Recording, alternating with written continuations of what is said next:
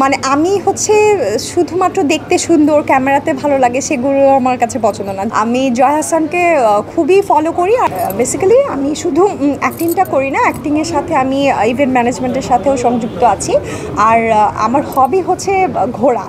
তো কারো হয় না, কারো খেলা হচ্ছে বই পড়া, আমার হবিটাই হচ্ছে যত বেশি আমি দুনিয়া দেখতে পারবো। আর এখন আমার মনে হচ্ছে মানে আমি আর খুব বেশি হলে 20 বছর, হাইস্ট 25 বছর বাঁচবো, কিন্তু আমি এই ইয়াং অবস্থায় যত বেশি পৃথিবীটা দেখতে পারবো, যত বেশি এক্সপ্লোর করতে পারবো, যত বেশি ট্রেকিং করতে পারবো, সেটা হয়তো আমি ভবিষ্যতে পারবো না, কম পারবো। তাই আমি চেষ্টা করছি, আমি যতটুকু আর্ন করছি সেটার মধ্যে দিয়ে আমার দেশ আমার বিদেশ যতটুকু পারি কভার করার। অবশ্যই আর্টিস্ট সবসময় ইয়াং।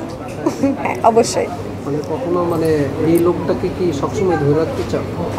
না, সত্যি কথা বলতে হচ্ছে আমরা তো ইচ্ছা করলেও হচ্ছে সেই বয়সটাকে ধরে রাখা যায় না। বয়স হচ্ছে মনের, বয়স রীতিমতো বাড়তে থাকবে, কিন্তু আপনি কিভাবে নিজেকে প্রেজেন্ট করেন সেটা হচ্ছে ডিপেন্ড করে একান্ত আপনার উপরে। যেমন হচ্ছে আমি ফিটনেস ইন্সট্রাক্টরও, তো সেক্ষেত্রে আমি সেটাও মেনটেন করি।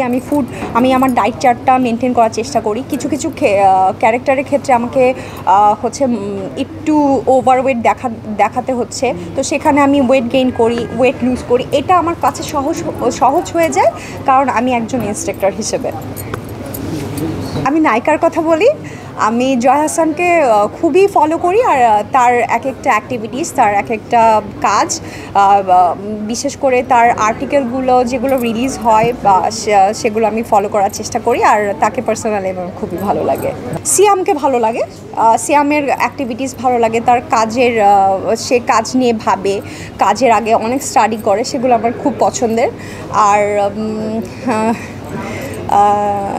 মানে আমি হচ্ছে শুধুমাত্র দেখতে সুন্দর, ক্যামেরাতে ভালো লাগে সেগুলো আমার কাছে পছন্দ না। যে আসলে ক্যারেক্টারটাকে নিয়ে ভাবি, ক্যারেক্টারটা আমি স্ক্রিনে দেখতে পাচ্ছি যে এই ক্যারেক্টারটা হয়তো বা এভাবে করে কথা বললে আমার কাছে বেশি ভালো লাগবে, সেই ক্যারেক্টারটা যদি ফুটিয়ে তুলতে পারে কোনো আর্টিস্ট, তাহলেই আমার ভালো লাগে। তো আমাদের দেশের নায়ক বলেন, নায়িকা বলেন, আসলে একটু অভাব আছে শিক্ষাগত দিক দিয়ে। শিক্ষাগত দিক আমি কি বলছি, সেটা হচ্ছে আমরা যখন প্রফেশনালি আর্টিস্ট হতে আসছি, আর্টিস্টের কিছু কারিকুলাম আছে, সেগুলো যদি আমরা একটু জেনে আসি বা একটু আসার পরে ওগুলো নিয়ে স্টাডি করি বা ওগুলাকে নিয়ে কাজ করতে চাই বা কাজ করি, তাহলে সম্ভব হয়।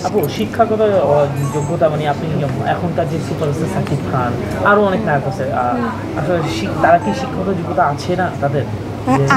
আমি সেক্ষেত্রে যারা সাকিব খান হয়ে গেছেন বা হচ্ছে যারা স্টার হয়ে গেছেন, তাদের উদ্দেশ্যে আসলে কিছু বলাটা আমার জন্য খুবই কি বলবো, খুবই আপত্তিজনক হবে। কিন্তু আমি বলতে চাই, যেমন আমিও হচ্ছে চেষ্টা করি ভালো কাজ করার, ভালো গল্পকে সিলেক্ট করার, বা আমি যতটুকু আছি তার থেকে আরও নিজেকে কিভাবে ভাঙতে পারি প্রতিনিয়তই সেটা চেষ্টা করি। যেমন আমি থিয়েটারটাও এখনও চেষ্টা করি যে আমি আমার কাজের মধ্যে থেকেও থিয়েটারটাকে সময় দিতে, কারণ আমি যেন অ্যাক্টিং থেকে হচ্ছে লেস না হয়ে যাই, আমার অ্যাক্টিংয়ের চর্চাটা যেন থাকে। তো যে যার জায়গা থেকে আমরা যদি চর্চাটা করি, তাহলেই পসিবল আর কি।